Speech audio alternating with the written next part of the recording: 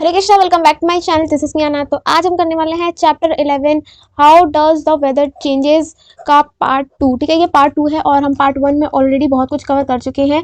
इस बार हम जानेंगे कि ये जो एयर हमने लास्ट टाइम हमें देखना था कि जो एयर है इसका क्या फंडा है और इससे क्या हमारे वेदर में चेंजेस आते हैं। ठीक है, तो देखो ड्यूरिंग डे टाइम पे अगर हम देखें तो हमारी जो लैंड है वो गर्म हो जाती है। ठीक है, और जो एक तो लैंड भी बहुत गर्म रहेगी। अगर आप समर की देख लो, समर देखो तो उसमें लैंड भी गर्म रहता है ना, और हवा भी बहुत गर्म गर्म चलती है। तो देखो जब लैंड गर्म रहता है तो उसकी वजह से हवा भी जो है वो गर्म हो जाती है, और वैसे उसकी वजह से जो हमें लगता है कि वेदर बहुत गर्म है और समर में बहुत वेदर गर्म रहता है ना। तो देखो एक और रीजन है उसके पीछे का, इस मतलब जो हमने एक चीज जानी कि हमारा लैंड और एयर गर्म रहती है, लैंड और एयर जो है वो गर्म रहती है। तो लैंड और एयर का गर्म होने का पीछे क्या रीजन है, आज हम वो भी जानेंगे। देखो जब हम बात करी जाए विंड की, तो देखो विंड होती है जो ब्लो करती है। इट मीन्स कि विंड वो होती है जैसे कि जो मूविंग एयर होगी हम उसको क्या बोलते हैं, विंड। और जब वही मूविंग एयर जो है वो थोड़ा धीरे धीरे ब्लो करे, स्लोली ब्लो करे, तो उसको हम क्या बोलते हैं, उसको बोलते हैं हम ब्रीज। ठीक है, तो ये इंपॉर्टेंट एग्जाम में आ सकता है। नेक्स्ट देखते हैं कि देखो जो सन होता है, अगर हम बात करी जाए सन की वजह से बोथ लैंड भी हॉट होता है और वाटर भी हॉट होता है।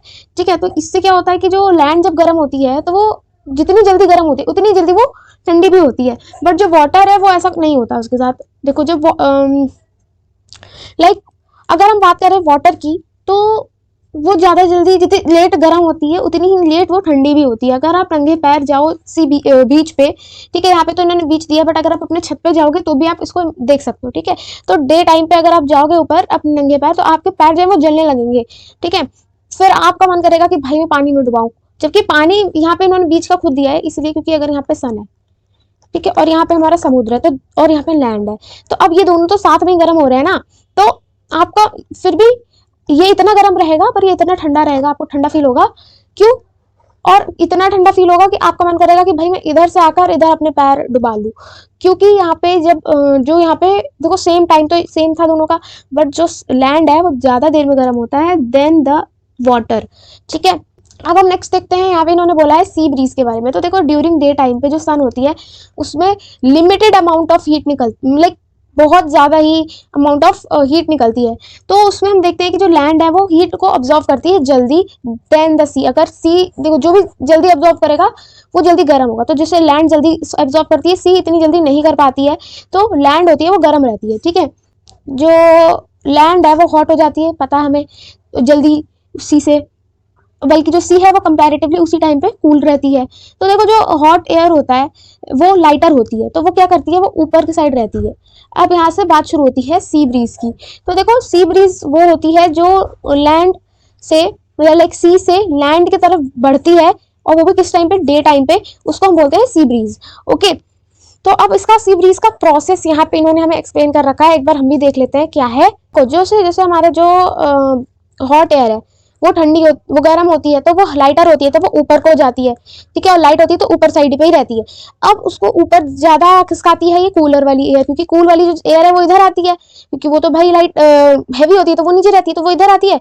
अब वो बोलती है कि हॉट वाली को तो तुम ऊपर जाओ, तो वो जब वो ऊपर जाती है तो फिर वो इस डायरेक्शन में चली जाती है, और उसके बाद वो कूल एयर में जाके मिक्स हो जाती है। तो ये एक प्रोसेस है जो चलता रहता है, और ये सी ब्रीज के टाइम पे चलता है। ठीक है, ऐसे ही हमारा लैंड ब्रीज में भी आता है प्रोसेस। अब कूलर एयर जो है वो इधर थोड़ा अपोजिट होता है। तो अभी यहाँ पे जो कूलर एयर वाला जो प्रोसेस है, इसमें क्या होता है कि जो देखो ऑब्वियसली कूलर एयर जो है वो हैवी होती है, तो उसमें वो इधर से जाती है इधर को, और वार्म एयर को फिर से ऊपर को वो भेजती है, वार्म एयर इधर डायरेक्शन लेती है, फिर वो वापस जाके कूलर एयर में मिल जाती है। तो ये वाला जो लैंड ब्रीज का जो चक्कर होता है वो क्या करता है, वो नाइट को होता है, वो नाइट में होता है। ठीक है, लैंड ब्रीज जो होती है वो नाइट में होती है। अब नेक्स्ट पेज में ये दिखा रहा है कि जो वाटर कैलकुलेशन है उसका क्या, देखो अब यहाँ पे वाटर जो है वो कैसे हमारे वेदर को चेंज करता है। यहाँ पे हम सब क्या पढ़ रहे हैं कि हमारे यहाँ पे हमने पढ़ा कि जो एयर है वो कैसे हमारे वेदर को चेंज करता है। ठीक है, इससे ऊपर हमने पढ़ा था कि सन जो है वो हमारे वेदर को कैसे चेंज करता है। अब हम पढ़ेंगे यहाँ पे कि जो वाटर है वो कैसे हमारे वेदर को चेंज करता है। ठीक है, तो देखो जो वाटर है वो हर लाइक एक फैक्ट है कि जो वाटर है वो ज्यादा वार्म एयर कैरी नहीं कर पाता है। वो मतलब देखो जहां पे भी, जैसे यहाँ पे इनके कहने का मतलब है कि जहां पे भी वाटर रहेगा, वाटर के लाइक किनारे वाला जो जगह होगा, जैसे अगर कुछ लोग हरिद्वार गए होंगे, ठीक है, या फिर जो लोग गए होंगे उत्तराखंड, या फिर जो लोग गए होंगे उत्तराखंड तो चलो आप मान लो, चलो जैसे गर्मियों की छुट्टियों में हरिद्वार कई बच्चे गए होंगे, ठीक है, कई लोग बीच गए होंगे, या फिर बॉम्बे में जो रहते होंगे, तो उन सब के लिए उन्होंने एक चीज एक्सपीरियंस की होगी कि जब वो उस जगह पे जाते हैं वहां पे बहुत चिपचिप नमी रहती है ना। तो जहां पे भी अगर आप देखो कि वाटर से रिलेटेड वाली जगह है, तो वहां पे क्या होने वाली है, चिपचिप और नमी वाला मौसम होने वाला है, क्योंकि वाटर के बगल वाली जो वाटर की जो एरिया होता है, वाटर से रिलेटेड वाला जो एरिया रहता है वहां की जगह अगल बगल वाला, वहां पे बहुत ही ज्यादा मॉइस्चर होता है, ठीक है। तो जो हॉट एयर होता है वो वाटर कैरी करता है, ठीक है, और वो वाटर वेपर भी ऐसे ही बनता है। अब कैसे इसका यहाँ पे हम देखेंगे कि देखो इस प्रोसेस में हम यही देखने वाले हैं। नॉर्मल एक जगह है, मान लो ये आपकी हो गई हरिद्वार या फिर उत्तराखंड, यूके उत्तराखंड हो गया, ठीक है। तो अब यहाँ पे बगल में है आपकी नदी, वहां पे वैसे गंगा नदी होती है, तो वो है, ठीक है। अब यहाँ से खूब गर्मी का मौसम था, इवेपोरेशन हुई, तो अब जो वाटर है वो इवेपोरेट हो रहा है, ठीक है, भाप बन के। उसके बाद वो किसका फॉर्म ले रहा है, वो ले रहा है फॉर्म बादल का, ठीक है, बादल का फॉर्म ले रहा है। उसके बाद अब वो बादल टकरा जाएगा किसी बड़े पहाड़ से या चट्टान से, तो वो क्या बन जाएगा, ये ज्यादा ही हैवी हो जाएगा, तो वो स्नोफॉल कर देगा कश्मीर साइड पे जाके। तो ये जो है एक प्रोसेस। अब देखो जो यहाँ पे ये हरिद्वार में था, तो इसने कैसा, वाटर ने कैसा वेदर बनाया, ह्यूमिड। फिर ये थोड़ा आगे गया कश्मीर में जाके, इसने कैसा मौसम बनाया, स्नो, मतलब विंटर वाला बना डाला। तो ये है वाटर का चक्कर कि वो कैसे जो वेदर को है वो चेंज करता है, ठीक है। अब बात आती है इवेपोरेशन को, हम थोड़ा और डिटेल में एक बार पढ़ेंगे कि देखो जो इवेपोरेशन है वो क्या करता है, वाटर को वाटर वेपर में कन्वर्ट कर देता है, ठीक है। तो जैसे कि इस प्रोसेस को हम वैसे क्या बोलते हैं, जब देखो अगर आप पानी है, ठीक है, वाटर है, उसको जब आप हीट करते हो, तो क्या बनता है, एक वाटर वेपर बनता है, ठीक है। ये बेसिक लॉ है आपके वाटर का, वाटर इवेपोरेशन कैसे होता है, ठीक है। तो देखो वैसे कि कहीं पे आएगा नहीं, आप ये लिखना मत एग्जाम में, पर ये जस्ट आपको समझाने के लिए था। देखो अगर आपने सबने एक एक्टिविटी करी होगी छोटे पे कि आप पानी को उबालते हो, फिर वो भाप बन के उड़ता है, एंड में पानी बचता ही नहीं है। तो वही इवेपोरेशन का प्रोसेस हमारे कपड़े सुखाने में भी लगता है। आप सोच रहे होगे कि कपड़े कैसे सूख जाते हैं, हम हवा में छोड़ देते हैं तो धूप में सुखा देते हैं। देखो सन की जो हीट है उसकी वजह से क्या होता है कि जो इस पे पानी है, जो इस शर्ट पे या जो भी है, ये कुर्ता वुर्ता दुपट्टा जो भी है, इस पे जो पानी है वो क्या होता है, वो इवेपोरेट होके उड़ता है, और इवेपोरेट होके उड़ने के बाद वो क्या करता है, लाइक सूख जाता है कपड़ा, ठीक है, कपड़ा सुखा देता है। तो और जब वाटर वेपर हमारे एटमॉस्फेयर में कुछ ज्यादा ही होता है तो उसको हम ह्यूमिडिटी भी बोलते हैं, ये भी एक इंपॉर्टेंट है। बाकी नेक्स्ट पेज में इन्होंने वही पूरा प्रोसेस जो है बता रखा है कि कैसे इवेपोरेशन होती है। ये अगर ऐसी कंडीशंस है और आप कपड़े सुखा रहे हो तो जो इवेपोरेशन है वो ज्यादा जल्दी हो जाता है, ठीक है। ड्राई एयर में चल रही है, बहुत जोर से हवा चल रही है, टेम्परेचर भी है वो हाई है, मतलब गर्मी है, ठीक है, और लार्ज एक्सपोज्ड एरिया है, मतलब कि जैसे छत है या फिर बड़ी जगह है, वहां पे जल्दी होता है।